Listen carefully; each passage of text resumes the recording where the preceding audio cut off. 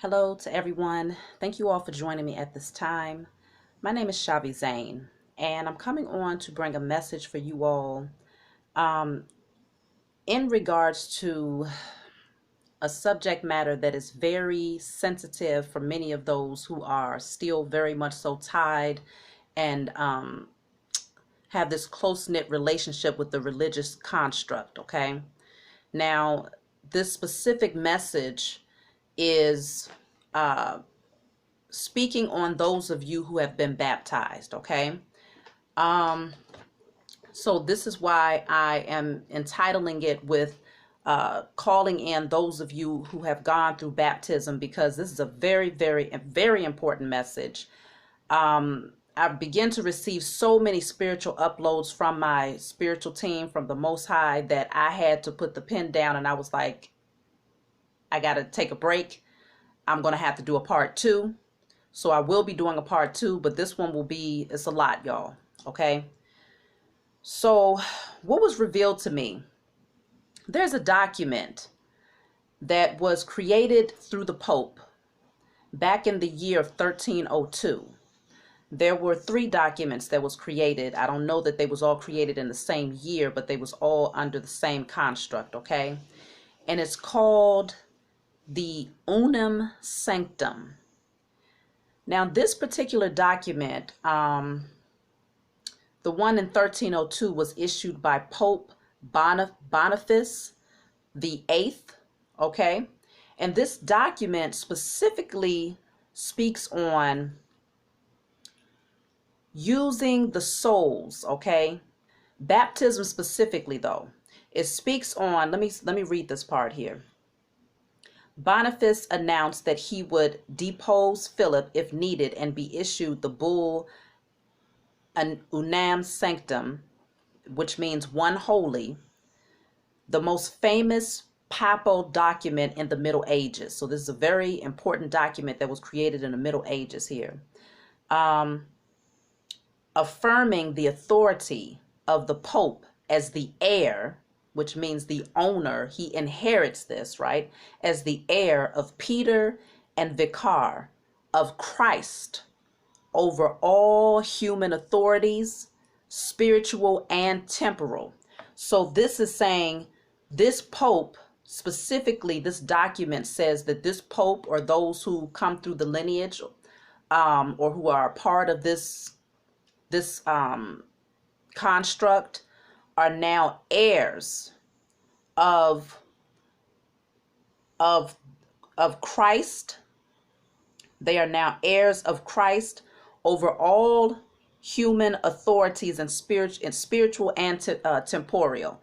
So this is your spiritual vessel and even your physical vessel, your temple, as well as just the spiritual nature of yourself. This construct, these people have created this document that claims inheritance and ownership of all who are under this Unum Sanctum. Now I'm going to be posting a short video. It's like a 10-minute video that gives a much better description than what I can give. I'm going to post it in the description box once I put this video up. So I strongly suggest that you all go and watch it so you can get a better understanding of what this particular contract means.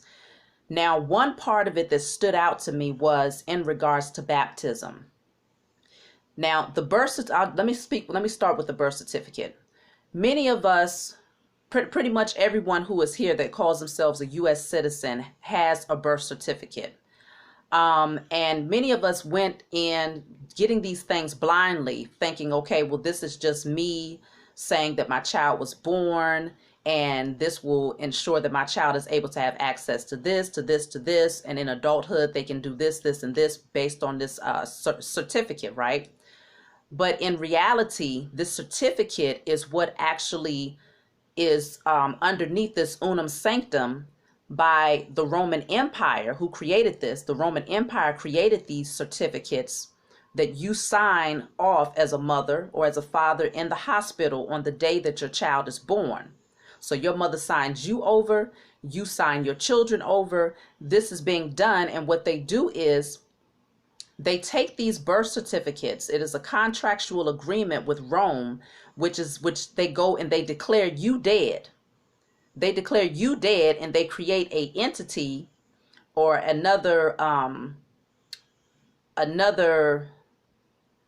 trying to think of the right word, but they create an entity that has your name in all caps to show that you are separate. Your physical being is separate from the entity that was created underneath the trust that is attached to your birth certificate, which is then issued to the Roman Empire to declare you as their slave. Okay, and so now they can do with you what they please because you have signed over to this particular construct. Okay, and so many people across the globe have been doing this. Again, when you just heard me read this, it says that they are heir over all, okay, all of human authorities, as well as the spiritual and temporal aspect of those people who come into contractual agreement with under the unum sanctum. Okay, so this has been going on for many, many years, many, many generations all across the globe. So the birth certificate automatically makes you a slave up underneath this particular construct. And so this is why when your children are born and you give them a birth certificate, you sign them over and they then become wards of the state. So if something happens, these people then can swoop in and say, well, no, we have jurisdiction over them to take them from you because we feel that you're doing this or you haven't done this based on our rules and regulations. You're supposed to give them this many, this much of this much of that. They have all of these different rules where they can come in and take your child because at that point you have given them permission to have ownership of your child. But in ignorance, you do it, right? In ignorance, we all have done this, okay? And this is why if you stick through till the end, we're going to be going over a declaration that we will be putting out together to destroy these contractual agreements, and specifically this one under the unum sanctum and any other contractual agreements that are connected to that, known and unknown. Okay, so we're going to get into that towards the end, but I got so much here, y'all. Just bear with me as I bring this forward. Okay, so they also spoke about in this unum sanctum agreement that baptism is also written underneath this contract, and baptism specifically is a contractual agreement of the soul. So now the birth certificate is a contractual agreement of ownership of your physical vessel, and the baptism is a contractual agreement in ownership of your soul. So they want to own, just like the message here stated, this is a part of the unum sanctum, which says affirming the authority of the Pope as the heir, okay, as the heir of Christ over all human authorities, spiritual and temporal. Okay, so they want the spiritual nature of you and the temporal nature of you, which is your temple, your physical vessel. So they ensure that they do this through first getting you to sign the birth certificate and then through baptism itself. Now, what happens when you go and get baptized? First of all, if you've ever been baptized, you know that one of the things that you are given is a certificate of baptism. They'll usually have one that the pastor will keep on file, and then they'll have another one that they'll probably give to you, okay, as symbolic of what is a baptism. A baptism is symbolic of your testimony, you confessing openly, okay? It's you confessing openly to the public that you are in agreement with the gospel of Jesus, okay? So this is your open confession that you are giving yourself. You are the going into the water is actually representation of you being submerged and dying in the water and being birthed, okay? You come back through the water, up through the water to be rebirthed, as they say. So birthed, just like a child will come through the mother's birth canal and the water is broken and you come through and you are given birth to. So in the baptism itself, it is symbolic of you dying and coming back to life. But then you come back to life as someone who is of the Holy Ghost. Now you have received the Holy Ghost. Now you have declared your union with Jesus. Now, if any of you need to go back and look at my Christ was a ritualistic sacrifice video that I did a few months back, because it will give you an understanding of the difference between Jesus and Yeshua. Jesus being the illusional European fictional Christ that was created in order to give the current powers that were, those who are losing their power, their power for the past hundreds of years, okay? That particular Jesus was setting something up here. They needed to gain your connection in the spiritual realm. So they needed to first gain power and ownership of your physical vessel as a slave up underneath their construct, as well as gaining ownership of your soul. And both of these needed to be done through your own consent. And usually it is done by the parent of the child who is being born into the world. So what happens when a child is born into the world? Generally, the first thing that they'll do is come into the room and the mother will sign the birth certificate. So now that is giving them ownership over the physical vessel. And then many people who are highly submerged in Christianity will go to the church while the child is still a baby, and they will have the child baptized. And so the baptism is the representation of the parent then signing over the soul of the child to this wicked entity. Okay? So the parent gives the permission for both selling of the soul and the physical vessel, or the giving away ownership to this entity of the child's soul and physical vessel to these people. So that's the full essence of who you are. They are now in ownership of it. So again, you get this birth certificate, you get this baptismal certificate, and these two merge together to be representation of the soul and the physical vessel being under ownership of the Roman Empire. Those people who are behind the scenes, hiding their hand, doing dark magic, rituals, spell work. Oh, we about to really get into it, y'all. Because once they have ownership over you and over your offspring, then at that point they're given jurisdiction, because you've given them permission ignorantly to utilize your vessel to their advantage to fuel their power construct. So now, as property of these people, what they do is they get you more and more attached to the religious construct. So this is why these people have been putting so much emphasis on becoming a Christian, worshiping Jesus, seeing Jesus as being God, because in the Christian belief system, Jesus is not separate from God. Jesus is God. And so when you pray, what do they tell you to do? Pray in Jesus' name, because you cannot go directly through the source without going through Jesus, right? So remember, the baptism is representation of you claiming and giving a public declaration that states, I am now being reborn. I am dying to who I am naturally. I'm dying to my divine connection to the true source. And I am coming back and being rebirthed as one who worships Jesus. Now remember, I did mention that the birth certificate, though, is a document, a contractual agreement with the Roman government or the Roman Empire declaring you dead.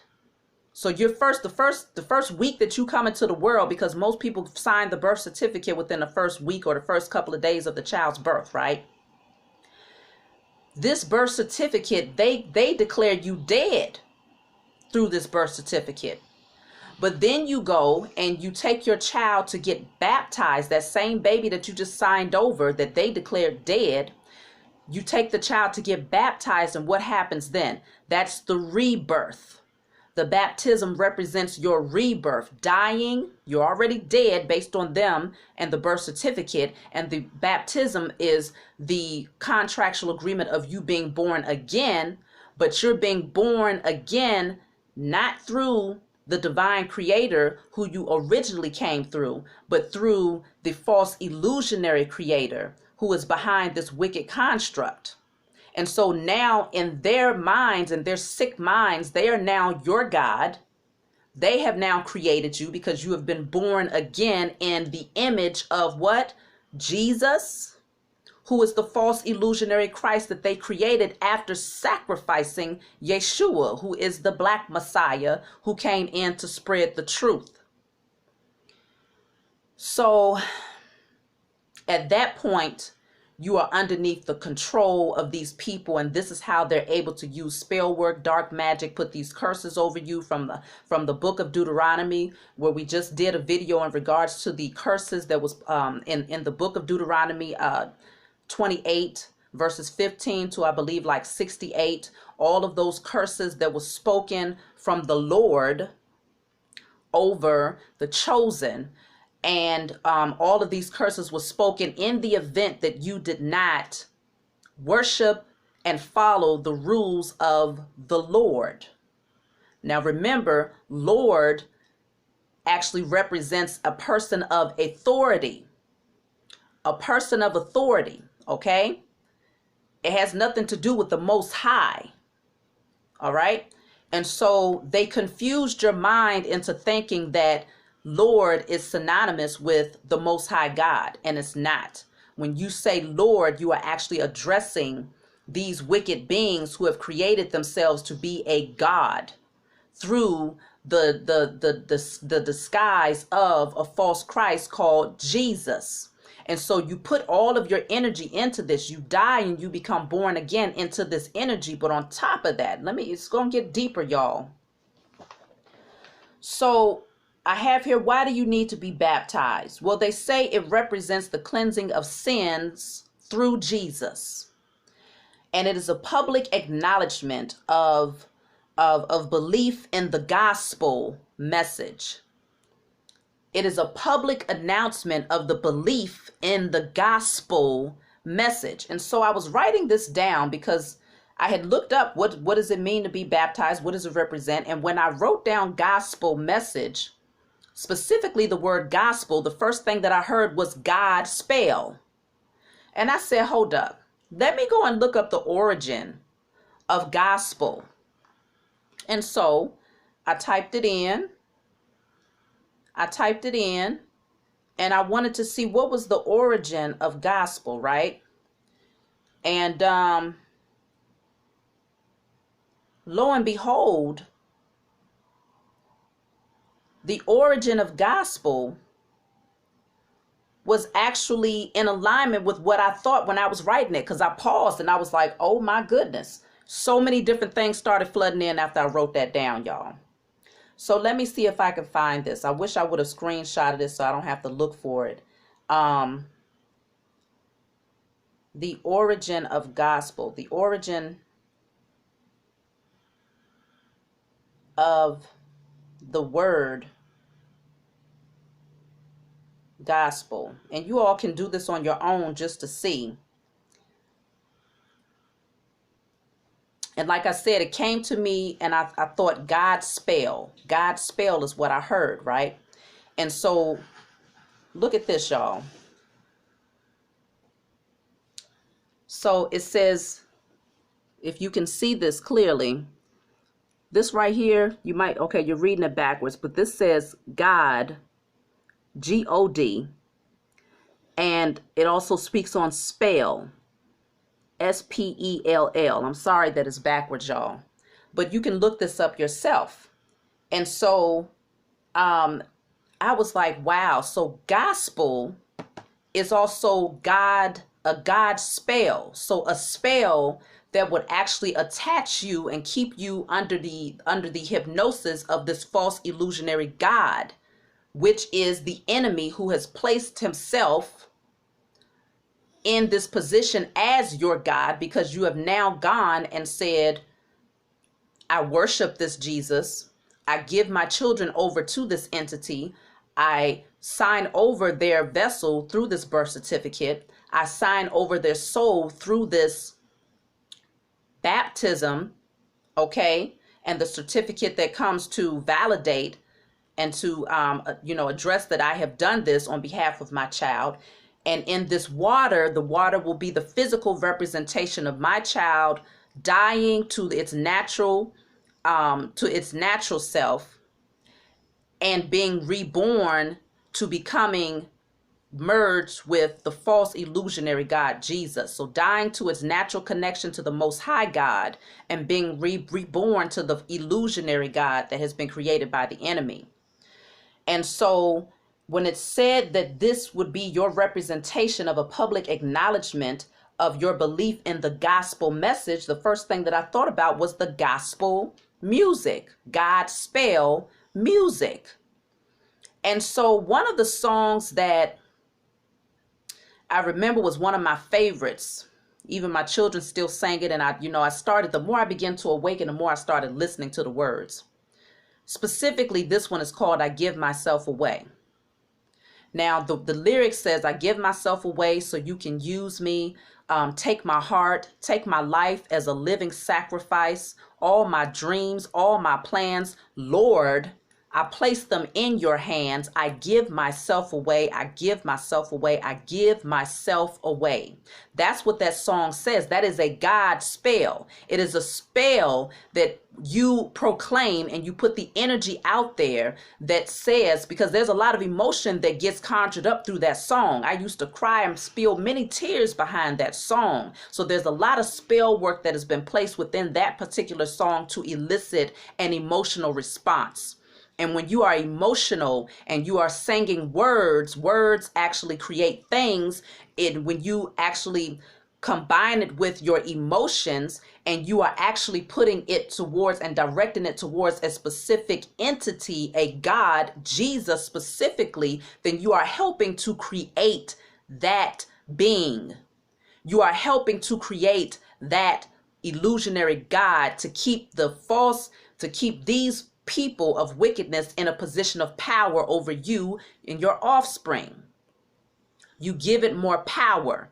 And consider that that song specifically is sung in the melanated church amongst melanated men, women, and children who naturally have a divine connection to the Most High God. Why? Because, and some of y'all might not receive this well, but I tell y'all this all the time. I'm not here to coddle anyone. Those who possess a soul are usually those who are melanated beings. Now, I'm not saying that all people with melanin have a soul, okay? But I'm saying those who possess a soul are usually melanated beings, and that's why we have soul food, soul music, okay? They always associated us with the word soul, okay? And so with that being said, we have this divine connection because we possess this soul, which is deeper than the spirit, okay?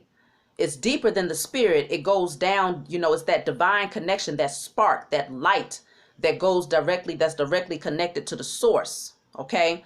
And so this is why they need the energy of the melanated man, woman, and child in order to create this false illusionary God. Because they themselves have no divine connection to the Most High God of all things. They have no connection. They can't reach that high because they're too low vibrational in energy. You might as well say they are that snake that crawls on its belly. Okay? And so because we have this divine connection, one of the first things that they did to those to the melanated man, woman, and child when they kidnapped us is they handed us the biblical text. They handed us a specific way of interpreting the biblical text as well as teaching the biblical text if they granted a so-called slave the authority to teach over others, right? So they gave them a narrative. They gave them a format that they had to follow, as well as specific scriptures that they would reference, okay? because, and it's still being, played out to this day, because you'll find that you can go to any random church, Baptist, AME, Episcopal, I don't care where you go, it's going to be almost the same exact messages that's being spoken over and over again every Sunday. And so it's largely because they sit at the feet of those who have a narrative that they want them to push. And anything in opposition to that, they would end up getting into some big trouble. Okay? Because these buildings, these churches are funded by the governmental structure. And so keeping in mind, though, that these churches are also the ones who possess the record of your baptism, which is symbolic of you giving away ownership of your soul. Whether you are doing it in adulthood or whether you are doing it for your child who was just born, you are giving ownership